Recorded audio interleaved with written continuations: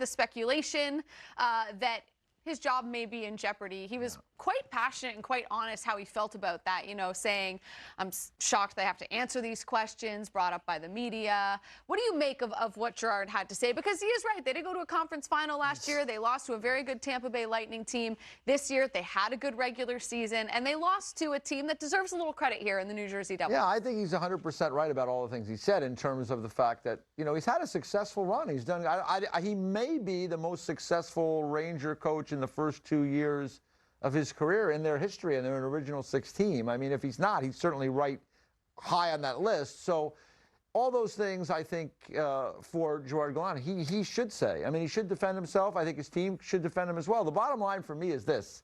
You know, you talk about the media coming up with these things.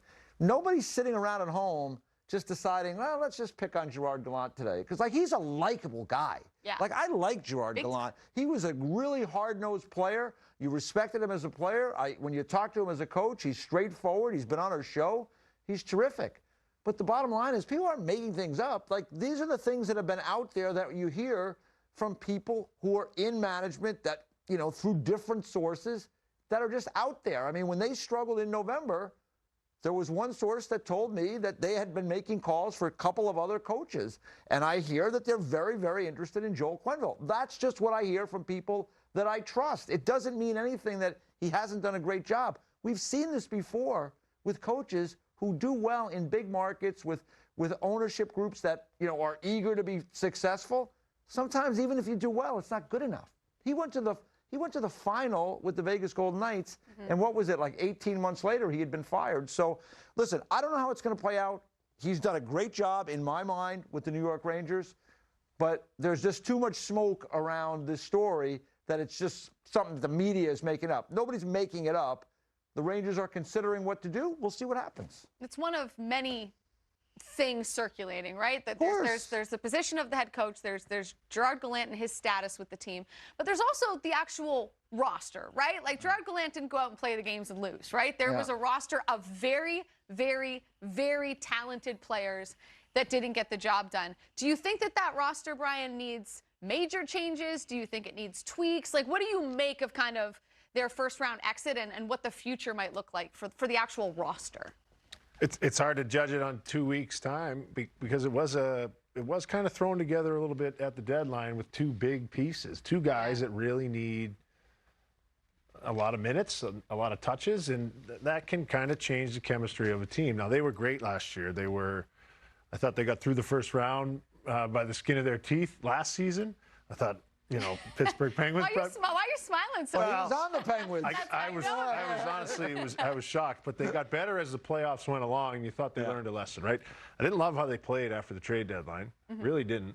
But they won, though. Yeah, but you figured, right? You got to figure, like, okay, they'll get it down, they'll get it dialed in, and if an owner's going to go out and open the pocketbook to get the big name guys in, if a GM's going to make some gymnastics happen and cap things so everybody fits in and all the pieces of the puzzles are there, and the players go out and put up whatever they do, I mean, it's going to fall on someone. Yeah, okay, you player, you didn't do your thing, Okay, there's one coach. And I think he's done a great job, like you said. He's done awesome everywhere he's been. Yeah. And guys that I know have played for him, not in New York, but in other places that have played for him, love him.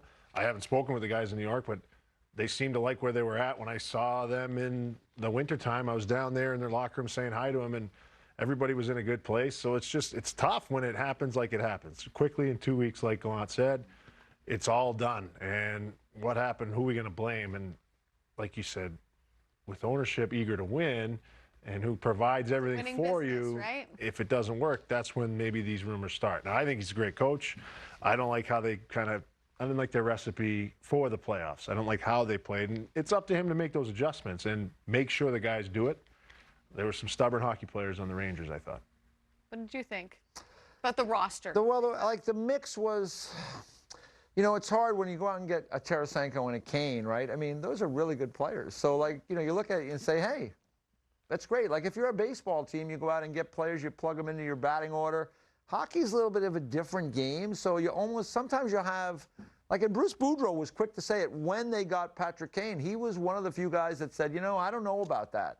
There's only one puck. There's only so many minutes. And they didn't have, last year when they made that run, they had a guy like Andrew Kopp, a less sexy name, but a guy was like he was one of those guys that's a Swiss Army knife. You can move him around your lineup.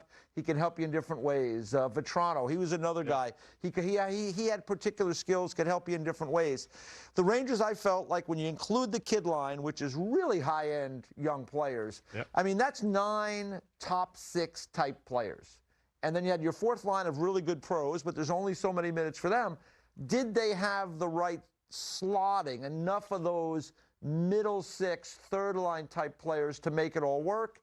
And at the end of the day, give the Devils, they said it, I'll say it again, we've all said it here, give the Devils a lot of credit. The Devils played really well. They're going to be a hard out for anybody. So, I think at the end of the day, Chris Drury will have to look back. They'll have their player meetings. They'll talk about all these different things. But in the end, I always feel like you need third line players to be third line players, fourth line players to be fourth line players, and not ask the top players, those first line guys, to play third line roles. It doesn't usually work. I think if you get those guys in the playoffs, it doesn't matter. You have to play a certain way. You have to play a certain. It has to start and finish there. Like if your power play dries up in the playoffs, are you throwing pizzas side to side? Are you throwing sauce anyways, forcing it, or can you dig in and grind and play a game? And that last year's team could do that. Like Frank Vetrano could buzz down the wall and score a goal out of nowhere, and he plays 12 minutes or 14 minutes, whatever it is. And Andrew Kopp the same way. He's getting involved physically, and you can put him on the power play.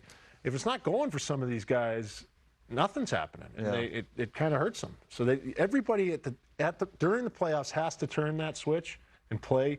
Have that like third liner in them if it's not going your way, just to make sure you don't make it simple when it's because teams are making it hard for you all the time. And a guy we didn't mention, Artemi Panarin. I mean, he's the highest paid guy on that team. He's been a great regular season player for them, but in the playoffs and in particular this round, it didn't seem like, to your point, when the play is not there to be made, sometimes you just have to play north-south hockey in the playoffs. And Artemi Panarin is a creative player, and he likes to do a lot of east-west play, and sometimes that plays into what your opponent is trying to do to beat you. And so that's another thing that can be problematic. So lots of questions surrounding the New York Rangers. We're going to have to wait a little bit longer to get some of those answers. But there will eventually be answers. And we'll figure out over the offseason how the front office looks at how things ended for the Rangers in round number 1.